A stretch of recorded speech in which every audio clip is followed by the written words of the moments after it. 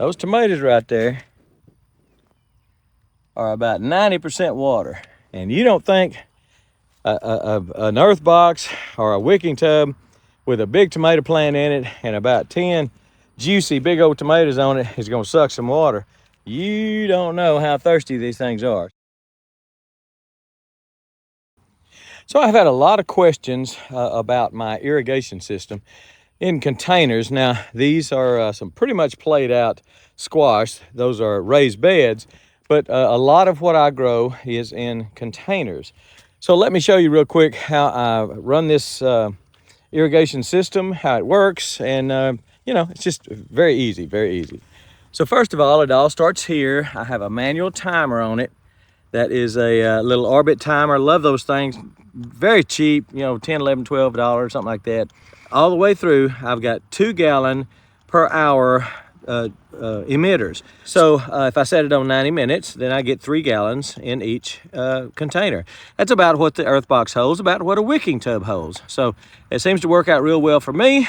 So I've got it on a very short hose, about a 6-foot hose right here, that comes down here to the pressure, to the system with the pressure reducer, filter, all that's in one. I get that from Haas, all in one. Really like it. I like the pressure reducer, I like the way everything works.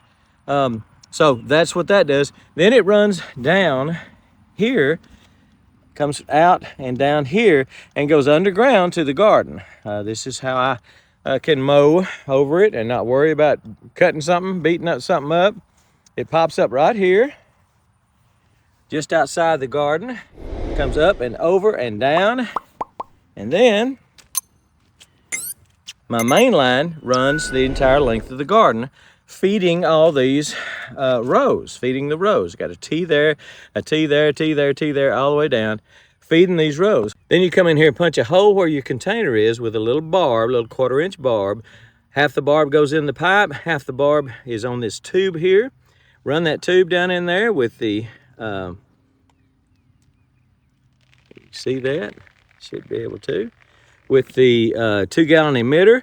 On most of these, I have a shut-off valve. In other words, if this plant dies or, you know, runs its life course, then I can always turn this tub off by using the little shut-off valve. I love these little shut-off valves. And they just, they water these, as you can see. They water those earth boxes real well. All the way down is the main line. On each earth box you have the hose coming in it from the main line. The main line is capped off on the ends using a little figure-8 clamp. Little figure-8 clamp that basically just pinches it off, squeezes it off. Work great. Got that on every one of these. On the ends of every one of these is that little figure-8. And I'm feeding all my earth boxes.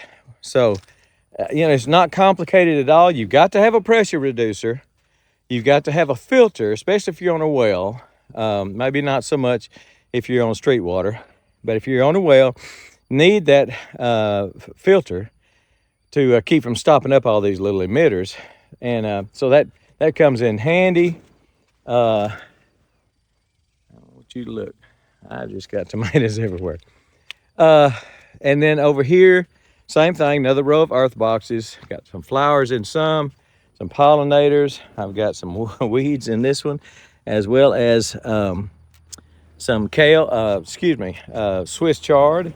The cucumbers have just about played out, but they're doing well. Chard here, more flowers here. And then we get to the wicking tubs. Now, wicking tubs, same principle. You just punch a hole down there, drape it over up, a little longer hose, longer 1/4-inch hose, drape it up over the wicking tub spout, which is, you know, probably another 12 inches higher than the other ones, and turn it on and it irrigates. Sometimes I walk through and I don't know whether an animal's done it, wind has done it, whatever, and these hoses, especially on the wicking tubs, these hoses would be laying on the ground. And so you know, it's something you want to look at from time to time. Just make sure that you know, they're all in the hole, all in the tubes before you turn it on. And if you see, especially if you see a plant starting to, you know, flag a little bit, droop a little bit, you know it's not getting enough water, make sure you got that hose in there.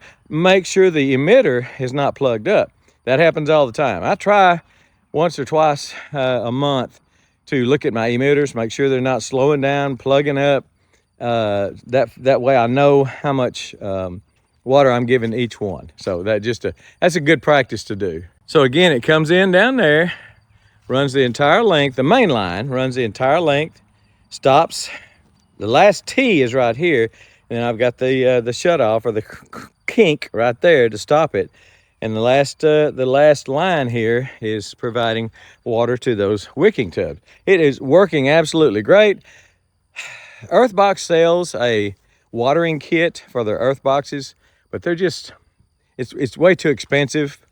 I've got a bunch of earth boxes, and I don't know what their kit, I don't know how many earth boxes their kit will supply, but I've got like 21 earth boxes, and it's just too easy to do yourself.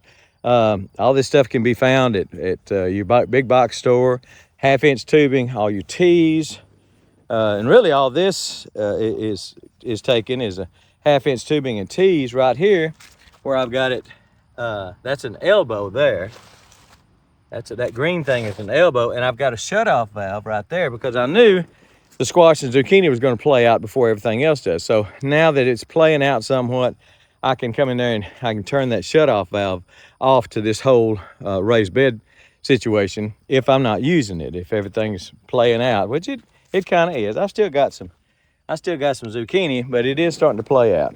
But just thought I'd show you the ease of providing water. You can use an electric timer that you don't have to mess with at all. I like to just come out here every day and turn it on for 60 minutes or 90 minutes. You know, just depends on what I think it needs. Maybe 3 times a week I give it 90 minutes, and a couple of times a week I give it 60 minutes. I just want to make sure that that they've got plenty of water, because these tomatoes, let me tell you something. Those tomatoes right there are about 90% water. And you don't think an earth box or a wicking tub with a big tomato plant in it and about 10 juicy big old tomatoes on it is going to suck some water. You don't know how thirsty these things are. So you got to have water. This is just a foolproof way I can walk away. Now, I can't go on vacation because I don't have it automatic. I have to turn the manual timer on every day. But if I do go on vacation, then I've got a couple of electric timers that I can put on it just to make sure that everything gets a drink even while I'm gone. May not get picked, but it's gonna get a drink. So anyway, I thought I'd show it to you. It's just too easy to do, to keep from coming out here and standing here and watering by hand. I mean, that's a pain. Maybe 30 seconds, 45 seconds on each tub. And just a pain, especially in the hot summertime in Texas. So anyway, want to show it to you. I've had a lot of questions on it.